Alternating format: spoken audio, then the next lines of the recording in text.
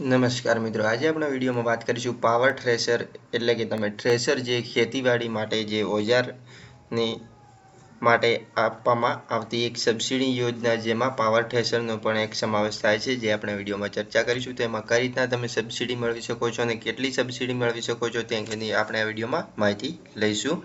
Channel પર પહેલી વાર આવે તો સબસ્ક્રાઇબ અવશ્ય કરી દેજો, જેથી આવનાર તમામ ખેતીવાડીની યોજનાઓનો તમને લાભ કઈ રીતના મળશે તેના વિડીયો મળતા રહેશે.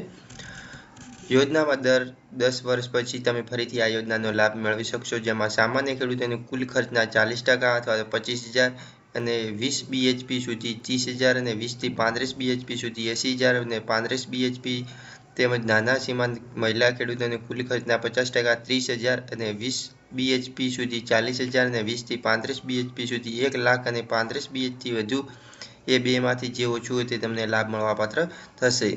અને એમાં તમે 10 વર્ષ પછી ફરીથી લાભ મેળવી શકો છો. અને સામાન્ય ખેડૂતોને કુલ ખર્ચના 40%, જેમાં 80,000ની સબસિડી અને 35થી વધારે કેપેસિટીવાળા ઉપર તમને 1 લાખ રૂપિયા સુધીની સબસિડી જે તમને આપવામાં આવશે. તમે આ રીતે પાવર થ્રેશરનો લાભ મેળવી શકો છો. અને તેના ઓનલાઈન ફોર્મ ભરાશે ત્યારે પણ તેનો અચૂક આપણે વિડીયો બનાવી દઈશું.